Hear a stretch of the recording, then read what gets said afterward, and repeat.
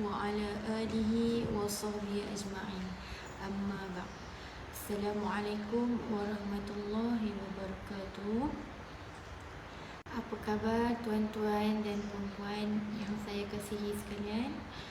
Saya doakan tuan-tuan berada di dalam keadaan sihat walafiat dan sentiasa dirahmati Allah Subhanahu wa taala. Hari ini saya akan berkongsi mengenai tajuk beruntunglah orang yang asing. Mari kita sama-sama mendengar apa yang dimaksudkan beruntunglah orang yang asing. An Abi Hurairah radhiyallahu anhu qala Rasulullah sallallahu alaihi wasallam bada al-Islam qariban wa sayaudu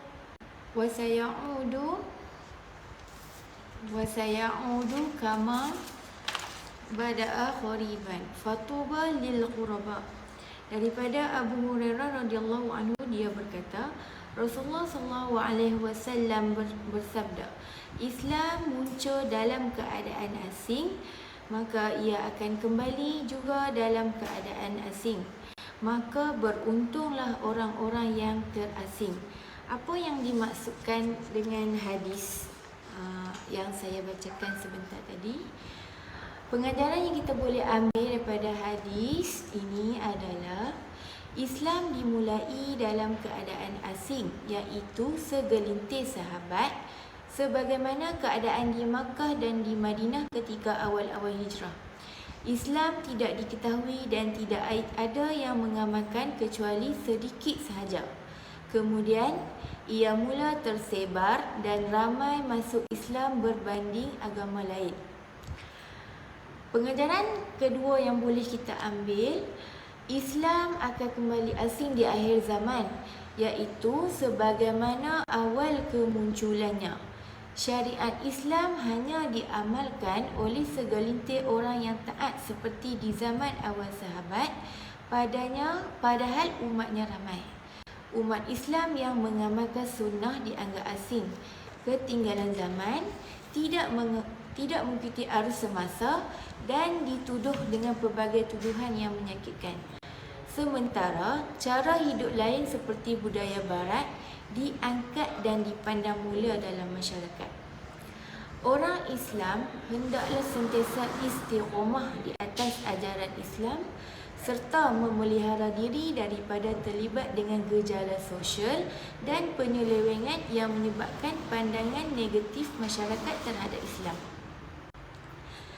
Pengajaran lain yang boleh kita ambil iaitu beruntunglah orang yang asing. Asing di sini maksud sedikit kerana tetap berpegang kukuh dengan syariat Islam di tengah-tengah masyarakat yang lalai dan meninggalkan cara hidup Islam.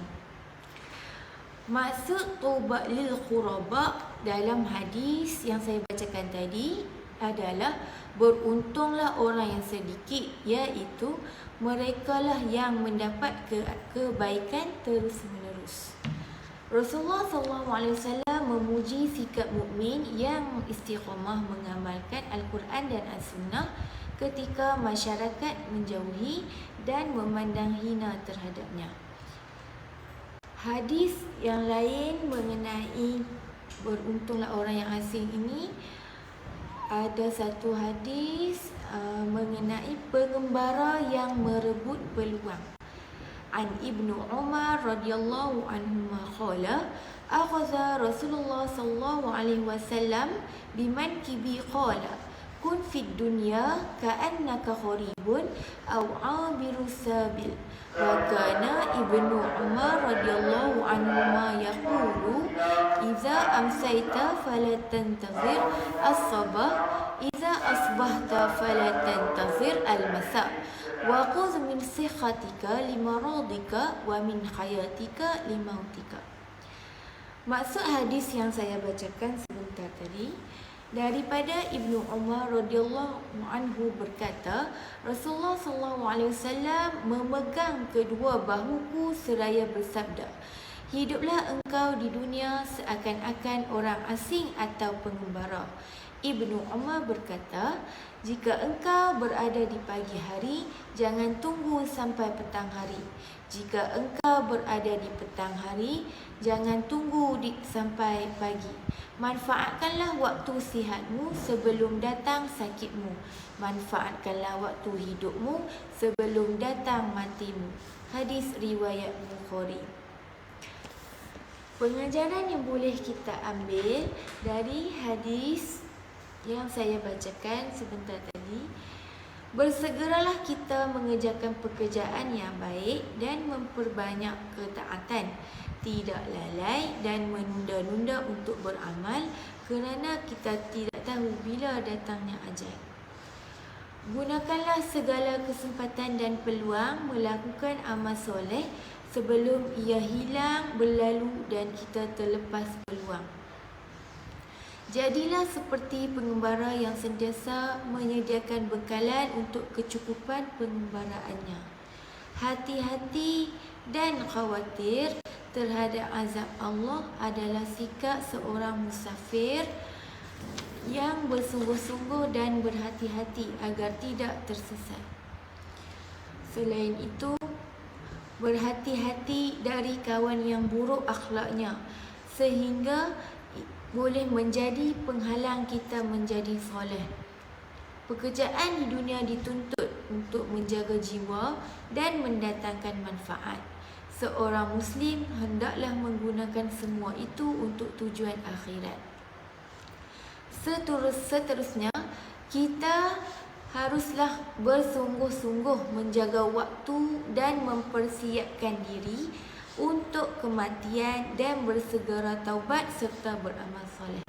Rasulullah SAW memegang kedua bahu Abdullah bin Umar bertujuan agar dia fokus tentang apa yang akan disampaikan, menunjukkan bahawa seorang pelajar sewajarnya memberi perhatian kepada apa yang akan diajar oleh gurunya agar ia dapat difahami dan diamalkan. Berikut itulah dua hadis yang saya bacakan mengenai beruntunglah orang yang asing dan juga peluang yang merebut peluang. Okey, di kesempatan ini saya ingin membuat satu pengumuman. Madrasah Darul Mumtaz kini membuka peluang bagi kemasukan pelajar baru bagi tahun 2021, terbuka kepada sekolah rendah dan menengah dari darjah 1 sehingga tingkatan 5. Marilah sama mendidik anak-anak kita ke arah pendidikan seimbang dunia dan akhirat, iaitu di sini Madrasah Darul Mumtaz. Tuan-tuan dan puan-puan, ada hadis mengenai puasa, sedekah dan qiyamul lail. An Mu'az anna Nabi sallallahu alaihi wasallam qala, sa'unabbi'uka bi abwabin minal khair as-sawm junnatun wa sadaqatu tudfi'ul khati'ah kama yudfi'ul ma'un nar wa qiyamul 'abdi minal lail. Daripada Mu'az bin Jabal bahawa Nabi sallallahu alaihi wasallam bersabda, aku akan memberitahu kepadamu pintu-pintu kebaikan, iaitu puasa adalah perisai, sedekah melebuhkan dosa seperti air memadamkan api, dan seorang hamba bangun di malam hari. Hadis riwayat Ahmad. Pengajaran daripada hadis yang saya bacakan sebentar tadi, pelbagai pintu kebaikan dianugerahkan kepada orang mukmin, antaranya ibadat puasa, sedekah dan qiyamul lail. Ibadat puasa adalah pintu kebaikan yang menjadi benteng atau perisai seorang mukmin daripada melakukan perkara-perkara yang dilarang oleh Allah. Ibadat sedekah pula adalah pintu kebaikan orang mukmin yang boleh menjadi penghapus daripada dosa. Hadis Nabi sallallahu alaihi wasallam, ittaqun nar walau bisyiqqi tamratin. Hindarilah neraka meskipun dengan sebelah biji kurma. Hadis riwayat Bukhari. menghidupkan malam qiyamul lail dengan melakukan solat sunat, tilawah Al-Quran, berzikir, memohon ampun dan berdoa merupakan pintu kebaikan seorang mukmin untuk membina kekuatan rohani. Setakat ini sahaja perkongsian saya pada hari ini. Semoga apa yang saya kongsikan hari ini tuan-tuan dan puan-puan dapat mengambil manfaat dan mengamalkannya. Wallahu a'lam. Assalamualaikum warahmatullahi wabarakatuh.